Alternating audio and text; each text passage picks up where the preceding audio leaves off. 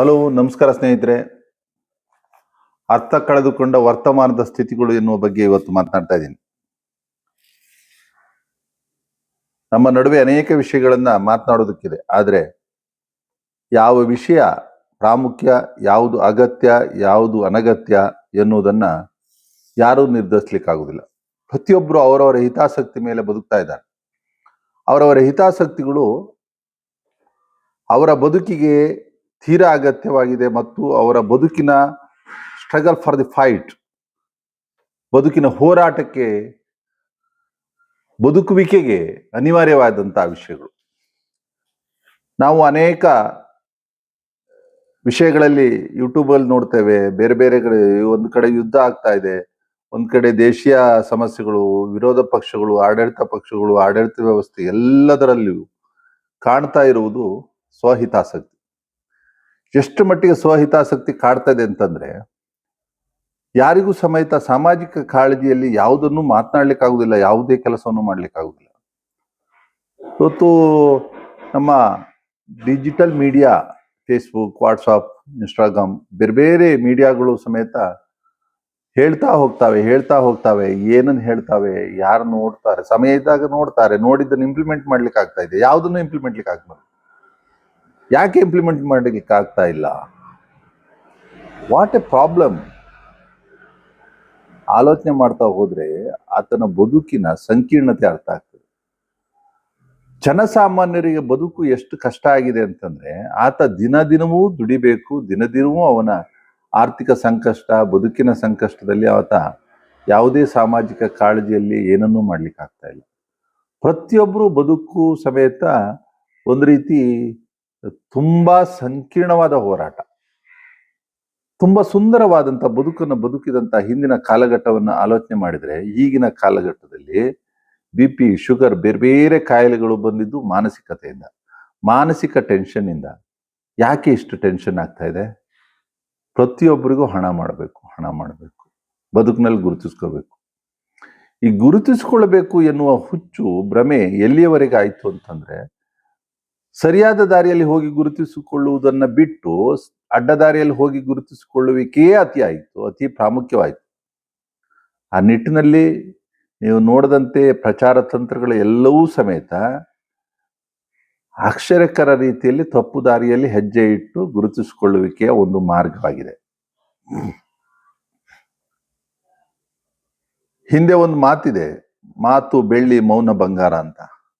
ಯಾರು ನನ್ನನ್ನು ತಾನು ಅರ್ಥಕೊಂಡು ಬದುಕನ್ನ ಸಂಪೂರ್ಣ ಆತನ ಪ್ರಕೃತಿ ಮತ್ತು ಮನುಷ್ಯನ ಬದುಕು ಎನ್ನುವುದು ಅವನಿಗೆ ಅರಿವಾಗ್ತದೋ, ಆತ ಮೌನವಾಗ್ತಾ ಹೋಗ್ತಾನೆ. ಆತ ಸಮಾಜದಿಂದ ದೂರವಾಗ್ತಾನೆ. ಒಂದು ರೀತಿಯಲ್ಲಿ ಹಿಂದೆ ಕಾಡಿನಲ್ಲಿ ಋಷಿಮುನಿಗಳು ಬದುಕ್ತಾ ಇದ್ದಾರೆ ಅಂತ ಹೇಳ್ತಿದ್ರಲ್ಲ, ಆ ರೀತಿ ಬದುಕುವಿಕೆಯನ್ನ ಆತ ಅನುಭವಿಸ್ಲಿಕ್ಕೆ ಸ್ಟಾರ್ಟ್ ಮಾಡ್ತಾನೆ.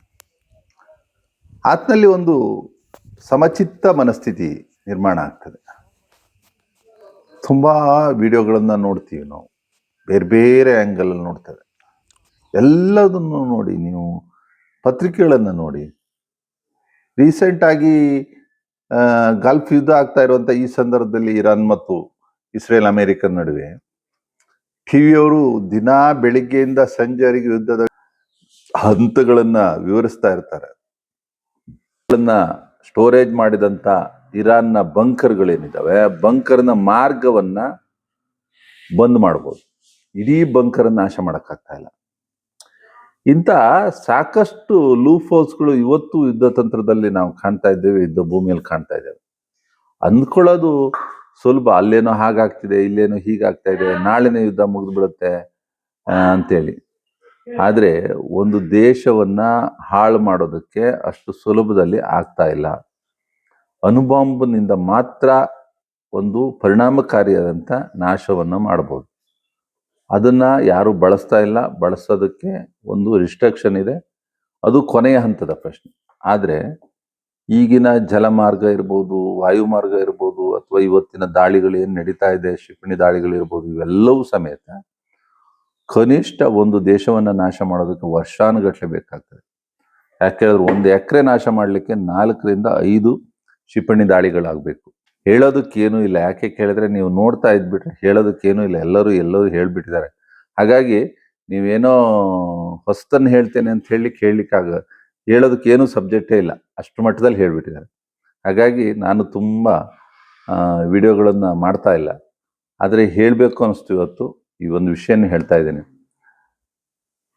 ಯಾಕೆ ನಾವು ಸ್ವಹಿತಾಸಕ್ತಿ ಅಂತ ಹೇಳ್ತೇವೆ ಅಂತಂದರೆ, ಪ್ರತಿಯೊಬ್ಬರದು, ಟ್ರಂಪ್ ಇರ್ಬೋದು, ಇಸ್ರೇಲ್ನ ನೆತನ್ಯಾಹು ಇರ್ಬೋದು, ಇರಾನ್ನ ಧರ್ಮಗುರು ಇರ್ಬೋದು, ಒಂದು ನಮ್ಮ ದೇಶ ಇರ್ಬೋದು, ಬೇರೆ ದೇಶ ಇರ್ಬೋದು, ಆಳುವವನಿಗೆ ಮತ್ತು ಬದುಕುವವನಿಗೆ ಎಲ್ಲರಿಗೂ ಅವನವನ ಹಿತಾಸಕ್ತಿ. ಅದನ್ನು ಬಿಟ್ಟು ಅವನು ಯೋಚನೆ ಮಾಡಲಿಕ್ಕೆ ಆಗುದಿಲ್ಲ. ಪ್ರತಿಯೊಬ್ಬರಿಗೂ ಅವನ ಹಿತಾಸಕ್ತಿ ಇದೆ.